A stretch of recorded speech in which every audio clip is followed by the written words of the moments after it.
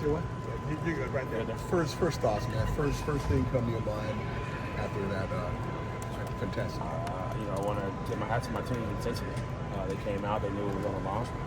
They came out ready to fight, scrap, call their way to a win. I want to tip my hat to them. You guys got it done.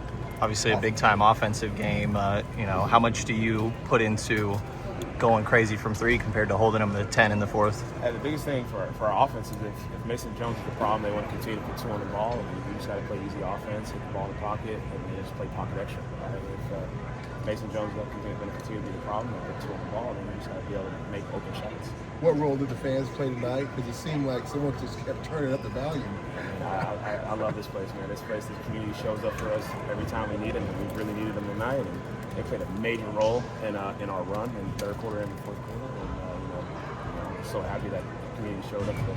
That's what I was going to ask you. You kind of alluded to it. What point that you felt was the turning point of the game? It seemed like I think it went either way until the third quarter.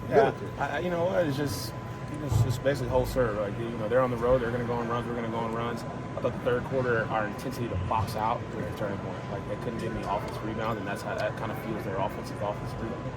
We did a heck of a job blocking out, securing rebounds that allowed us to run. So, my team really took it personal. The 18 offensive rebounds we gave up in Osceola and came out ready to go. Down by 7 at halftime, what did you tell your guys, and then what was their reply in the locker room? Stay the course. Stay the course. We had a plan coming into the game, and we got to make adjustments. I've been in pressure situations before. It's as steady as can be.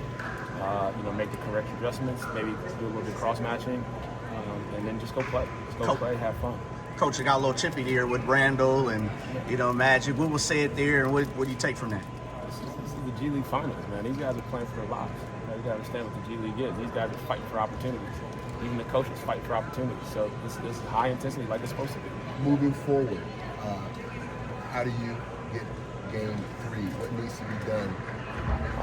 Just gotta watch the tape, see what hurt us today. I think our plan coming in was good. We'll make some minor adjustments to the original plan, but we'll go into game 3 understanding the key is boxing out. You gotta keep them off the glass, and if we can keep them off the glass, that'll give us an opportunity to go. So are you guys gonna charter a plane back since it's the finals, or do you got to go like Southwest and Spirit? Yeah, it's the G League, man. I don't know where we're flying, but it won't be a charter, so it's okay. It's Greyhound. Whatever it takes.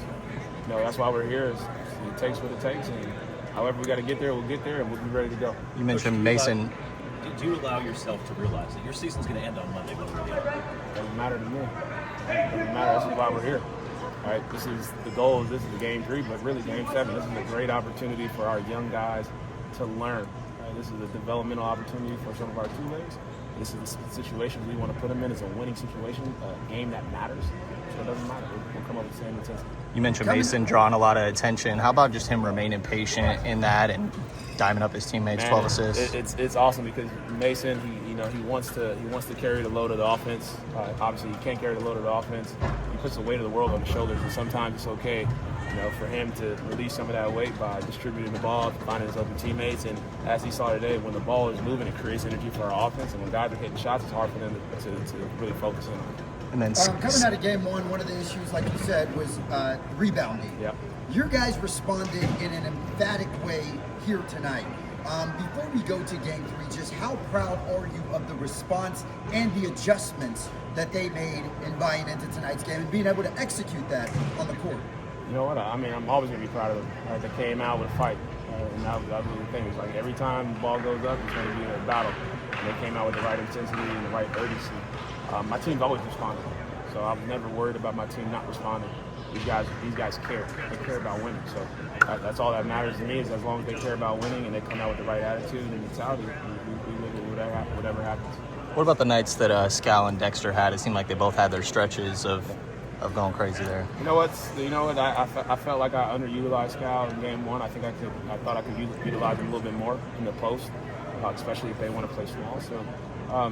Scal's always been good for us, and he's always responded to off nights or slow nights for him. I wouldn't even say off night, slow night. And I think Dexter's whole thing is like when we can just play dry kick swing basketball, and he's shooting open shots. That's kind of his game, and that's where you saw him explode today. I think they just lost. Cool. What do you think was the key for tonight's victory? the offensive rebounding, limiting their offensive rebounding, blocking out, and that gave us the ability to run, get out of transition, and put pressure on them early in the clock. What's your message for the community, the Stockton Kings fans, and for the team? Please continue to support us. We need you as much as you like you could never imagine. So just continue to support us. We love all you guys that show up to the games, watch games on ESPN, whatever they're showing it on these days, and the ones that show up, we're just super appreciative of everybody that supports us. You mentioned this opportunity for everybody, obviously yourself included. I mean, just what does it mean to you to be going to Game 3 here in the finals? You know, as the leader of the young men in my locker room, it means the world to me that I get to put them in a position that matters. I think winning matters. I think development matters, and I think this is how you develop young talent. So, you know, it means everything to me to be in this situation. But I'm not really worried about myself. This is more about my team.